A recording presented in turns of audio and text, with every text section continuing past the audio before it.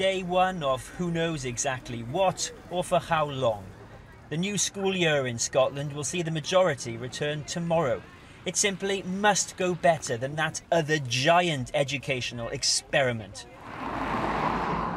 Where in Glasgow's East End and Scotland's poorest communities, young people hampered by poverty were hammered by an algorithm. My school's in a deprived area, so it's got a bit of a reputation to not do as well. Eventually, the system caved under the collective outrage of young people themselves.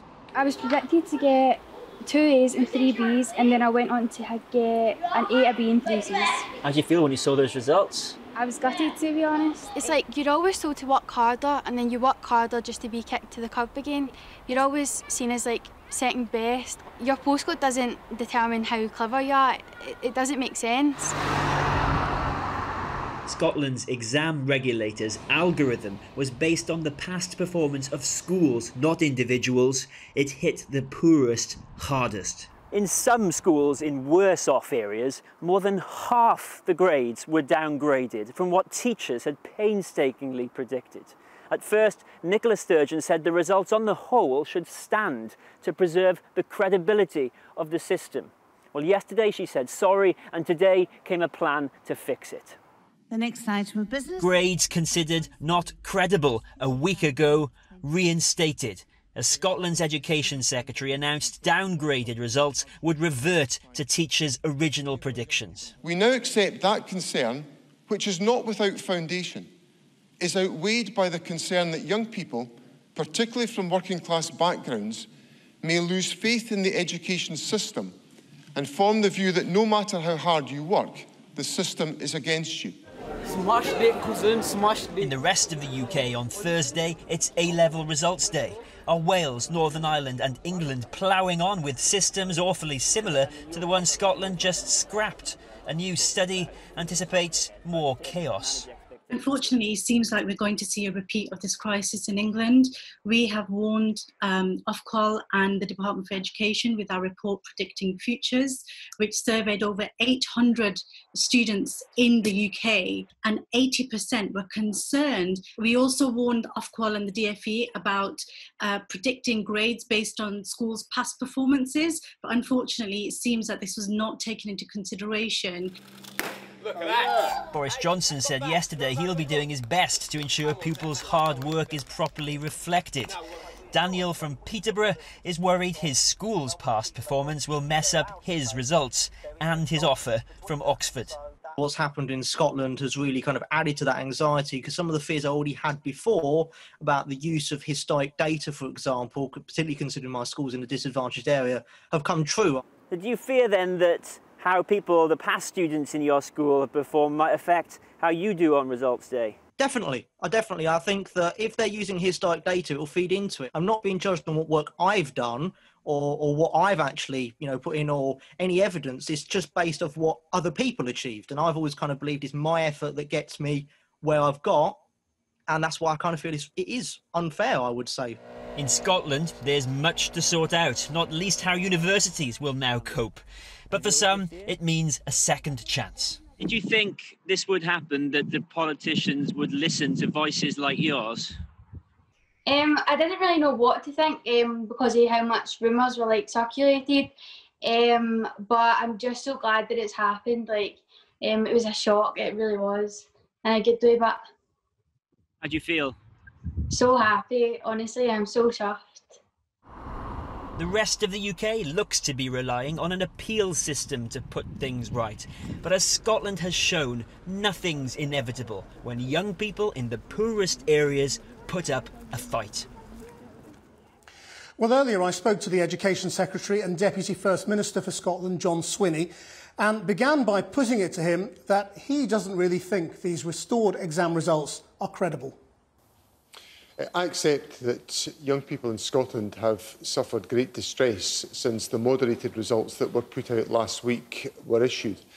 And what I've recognised and accepted is that the teacher estimates that were originally submitted are the ones that should stand to give the young people of 2020 an opportunity to move on with their education and their employment in the light of the extraordinary circumstances that we now face. But why did you spend days defending the moderation and denying the very clear evidence of fury and upset among Scottish students? What I did was I took time to listen very carefully to what young people were saying, and what was very clear to me was that young people were experiencing great hurt as a consequence of the fact that in a number of circumstances they hadn't been able to demonstrate their capability and their performance because we didn't have exams. You knew about these results days before they were published. Why did you just let it stand, knowing that this train crash was coming down the tracks? Well, what we asked the Scottish Qualifications Authority to do was to develop an approach to certification that would create broadly comparable models to previous years. And that's what the Scottish Qualifications Authority produced as a result of its work. It demonstrated an increase in the pass rate at National 5 and higher and advanced higher. It showed an improving performance amongst young people from deprived backgrounds. But what it didn't do was address placed the onus on high-achieving pupils to prove their own worth in the appeal system. Young people were deprived of the opportunity to have their teacher estimates prevail, and I've enabled that to be the case today. You've ended up with a system in which nobody can have any confidence in these results because you spent days undermining them yourself. Why haven't you just resigned? What I think is important is that in the extraordinary circumstances that we face, politicians face up to the fact that we might not get every one of our decisions correct when we take them. And I've done that openly to Parliament today and set out exactly why we should take a different decision. And I've now addressed the concerns of young people, I've addressed the concerns of families and put in place results which are determined by teachers and lecturers the length and breadth of Scotland. And do you believe these results? Yes, I do. So when did you change your mind, having not believed them before, to believing them today? Well, I listened to the views of young people around the country. I've listened carefully to their feedback, and I understand in the circumstances that we face in this extraordinary year of 2020 that the right decision to take is to follow the teacher estimates, not to apply any moderation, and to enable young people to make their choices in what's a very challenging circumstance for young people in 2020, and to enable them to make those choices about their future, given all the other uncertainties that we face. Now, I made that decision having listened to young people. I'm going to make no apology for listening to young people and for taking decisions which might conflict with the original decisions that I'd taken and had set out as the direction of policy that we should take forward. But I'm prepared to openly face up to that, to explain that to Parliament and to explain that to the young people of Scotland. John Swinney, thank you very much.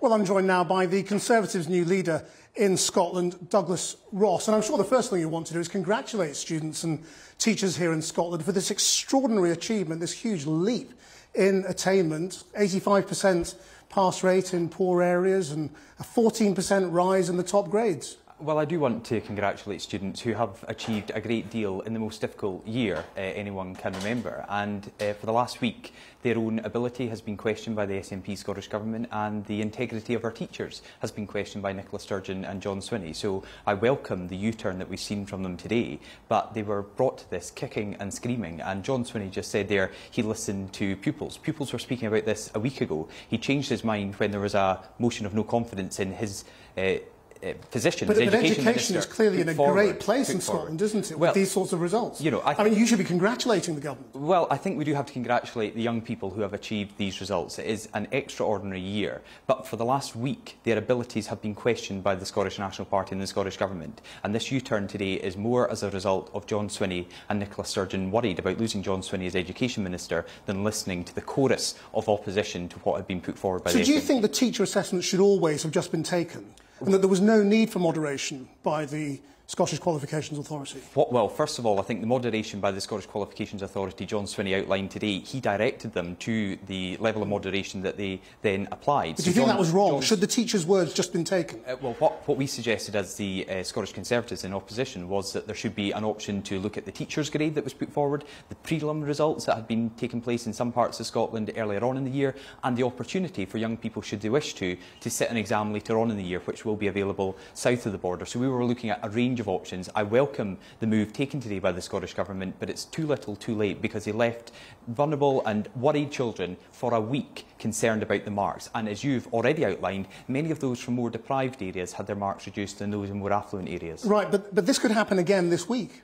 in the rest of the UK. So what should the UK Education Secretary be doing to make sure it doesn't happen? Because right now they seem to be doing exactly the same thing. Well, I'm sure they're looking very closely at what's happening in Scotland. They have already said the opportunity to sit an exam will be available in England that wasn't available in Scotland. But I think after 13 years of SNP power, John Swinney has been Education Minister here in Scotland for the last 4.5 years. They are responsible... I want to talk about England though now, and Wales, and what the lessons are for the rest of the UK. Yeah. I mean, we are 2 days away from this same thing potentially happening across the rest of the United Kingdom, and this government's got an opportunity to stop it. So what's your message to colleagues down in Westminster now to make sure that students aren't disadvantaged right across?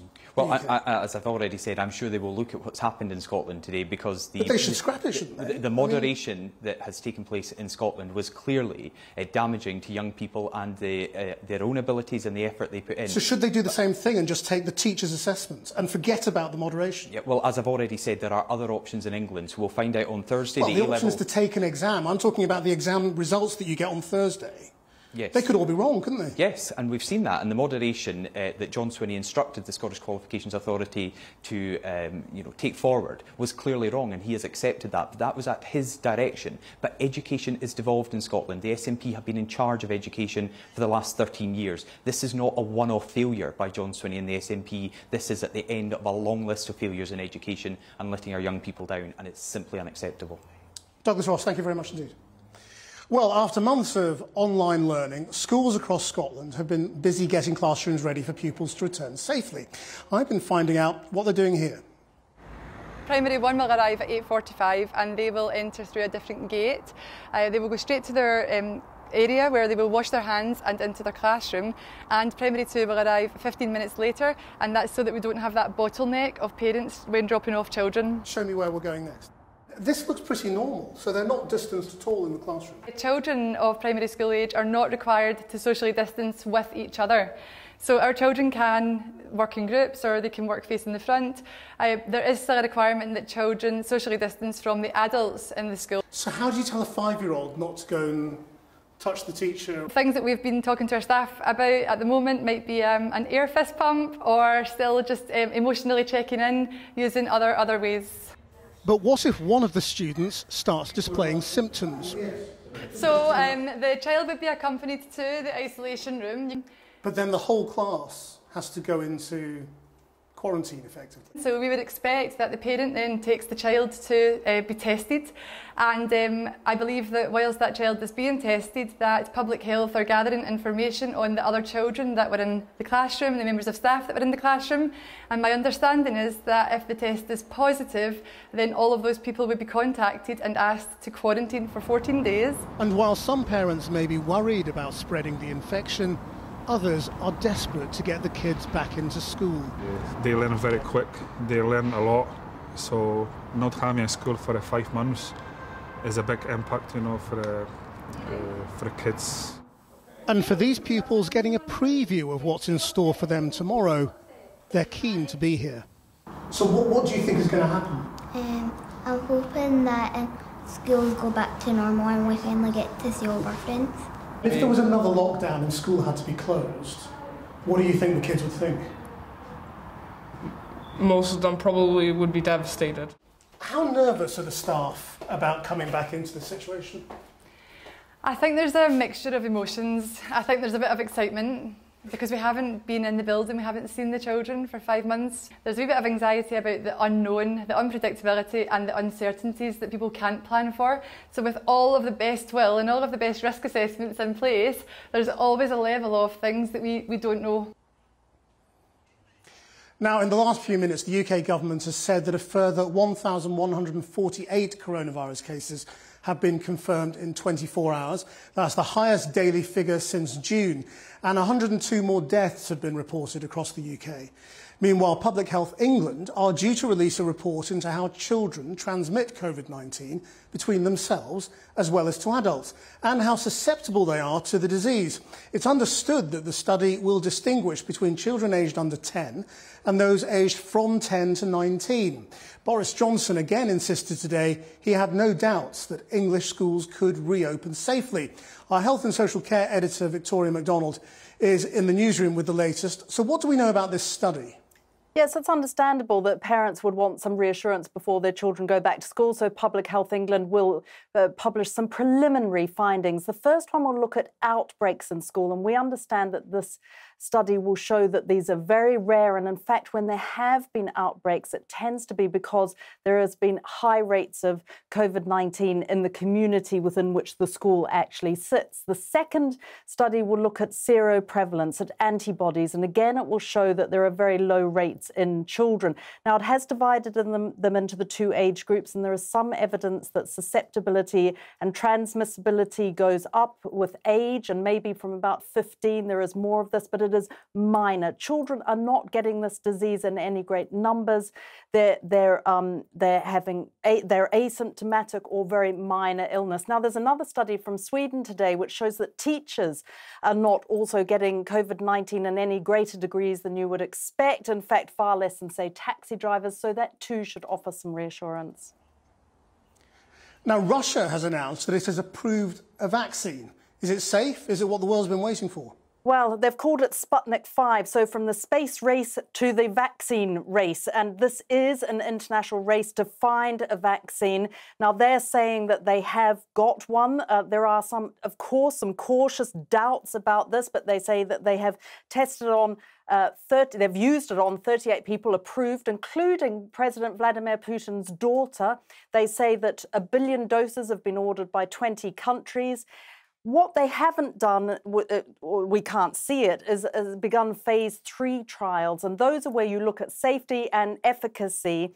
And there is no publication of data. So the international scientific community is saying that they need to see this data first before they say it's been won. Victoria MacDonald.